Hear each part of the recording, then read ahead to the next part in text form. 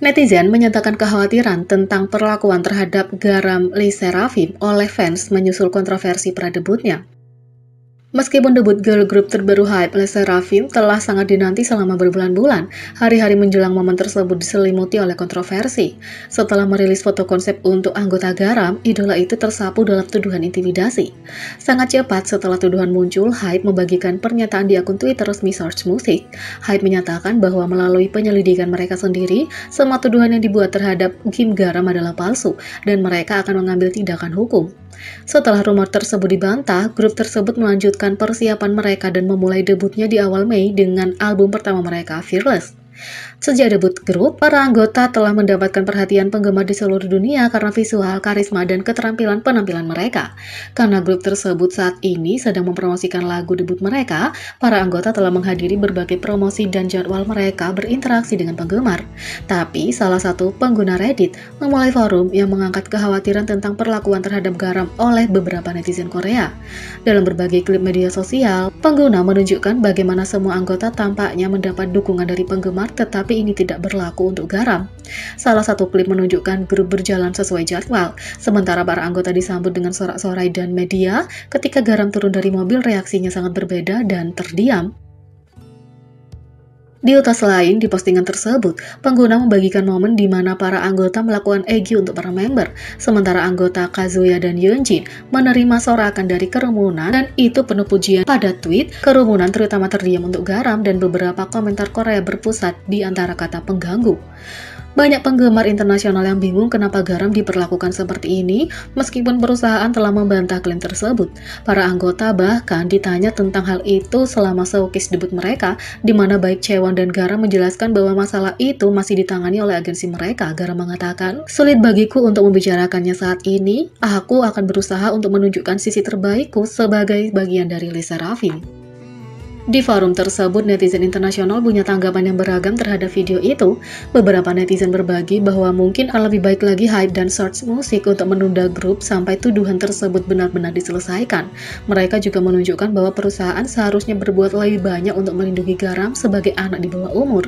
Yang lain berbagi simpati mereka pada idola yang menjalani mimpinya sebagai idola, tetapi kontroversi telah membayangi itu. Sejak pernyataan awal dari HYBE dan komentar anggota di showcase, perusahaan dan grup belum membahas tuduhan itu.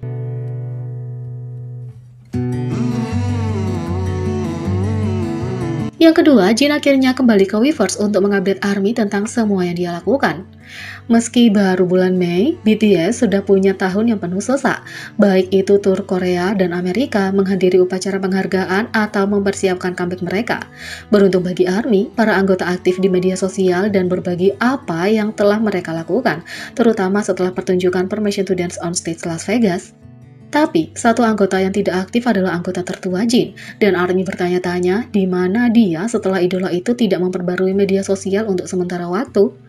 Pada tanggal 6 April, ARMY tidak bisa menyembunyikan kegembiraan mereka ketika Jin akhirnya kembali ke Weverse dan memberitahu penggemar tentang apa yang dia lakukan.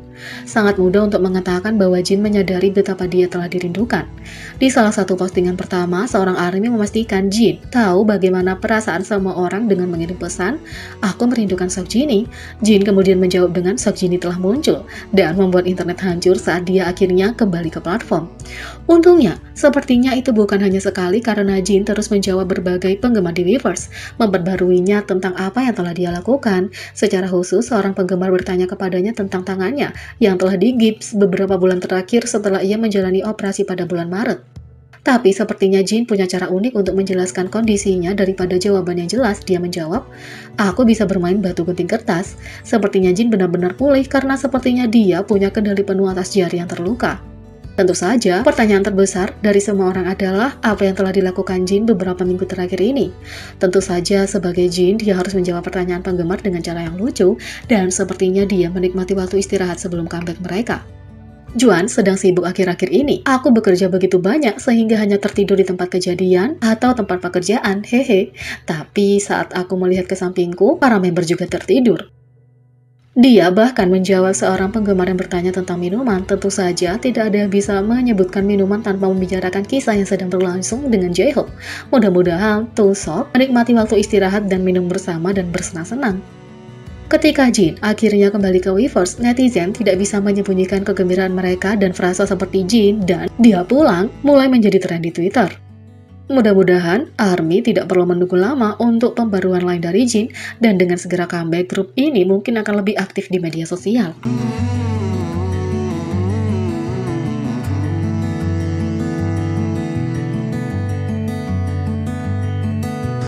3. Jimin begadang sepanjang malam di akhir pekan dan alasannya terlalu relatable.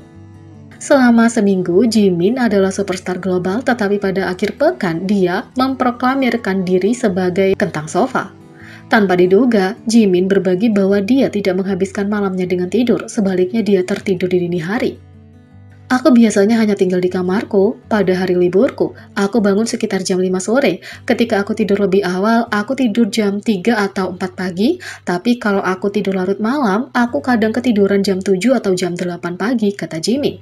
Dia tidak punya rencana untuk keluar di malam hari. Dia tahu akhir pekan yang sempurna adalah tinggal di rumah sendiri. Dia mengaku menghabiskan waktunya untuk menanamkan diri di depan TV. Jimin mengatakan, pada malam hari aku hanya berbaring di sofa dan menonton TV. Aku bahkan kadang-kadang membentangkan selimut di depan TV. Kalau aku ingin terus menonton TV, aku sengaja meletakkan TV di ruang tamu. Kalau tidak, aku tidak berpikir aku akan keluar dari kamarku, kata Jimin. Bahkan dalam hal makanan, Jimin mengambil langkah termudah, biasanya memilih untuk dibawa pulang. Sebelumnya dia mencoba memasak, tetapi banyak hal yang tidak berhasil baginya. Aku biasanya memesan atau membeli daging dan memagangnya di rumah.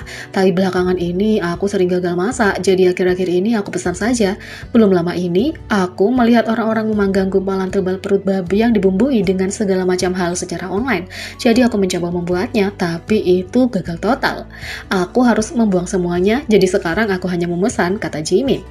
Sepertinya menghabiskan akhir pekan bersama Jimin akan menjadi cara yang sempurna untuk bersantai. Sama seperti Jimin, Suga suka tinggal di rumah juga. Apa kamu juga suka tinggal di rumah kalau lagi weekend? Beri komentar di bawah ya. Klik subscribe, like, share, dan klik lonceng. Sekian video kali ini, sampai jumpa lagi.